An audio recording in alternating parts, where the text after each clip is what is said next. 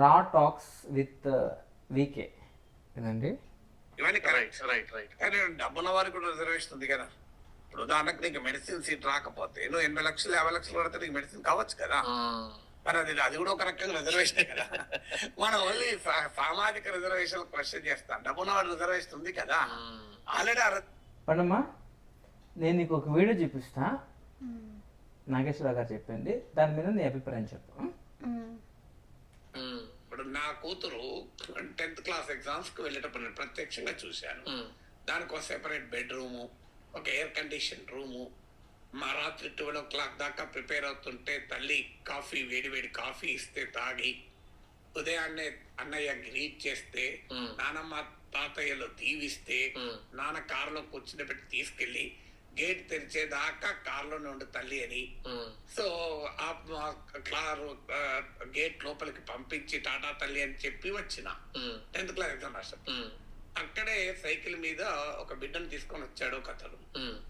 ఆ తండ్రి రాత్రి తాగచ్చి తల్లిని కొడితే తల్లి అన్నం వండక, రాత్రి తినక, తెల్లారి సరిగా తినక, అలా మేనమా సైకిల్ మీద తీసుకొస్తే ఎండలో నిలబడి గేట్ దగ్గర నిలబడి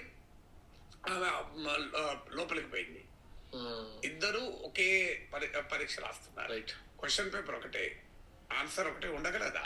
పండమ్మ, వీడియో చూసావు కదా, దాని మీద నీ అభిప్రాయం ఏంటో చెప్పు. క్వశ్చన్ పేపర్ ఒకటే, ఆన్సర్ ఒకటేగా ఉంటాయా?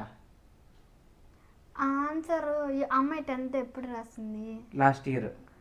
లాస్ట్ ఇయర్ అయితే అంటే ఇప్పుడు సిసి మోడల్ అని చెప్పి ఒకటి వచ్చింది ఇప్పుడు. అంటే దానికి అంటే ఇద్దరు క్వశ్చన్ పేపర్ ఒకటే, ఇద్దరికి ఆన్సర్ ఒకటేగా ఉంటుందా? ఆన్సర్ ఒకటేగా ఉండదు, ఎవరి టాలెంట్ బట్టి వాళ్ళు రాస్తారు కదా. ఆ అమ్మాయి ఇంటర్నేషనల్ స్కూల్లో చదువుతుంది కదా, వాళ్ళ ఆన్సర్స్ కొంచెం బాగా అంటే వాళ్ళ గైడెన్స్తో మంచిగా ఉంటాయి ఆన్సర్స్. ఈ అమ్మాయి ఇంకొక అమ్మాయి నార్మల్ గవర్నమెంట్ స్కూల్ కదా, వాళ్ళు సరిగ్గా చెప్పక అలా ఉంటాయి ఆన్సర్స్. అంటే ఒకవేళ ఈ అమ్మాయి తెలియగలదైతే మంచిగా రాసుకుంటుంది. ఒకవేళ ఆ అమ్మాయి ఇంటర్నేషనల్ స్కూల్ అయినా కూడా అంత లేకపోతే రాయదు అమ్మాయి కూడా. నువ్వు ఎందుకు నవ్వుతున్నావు?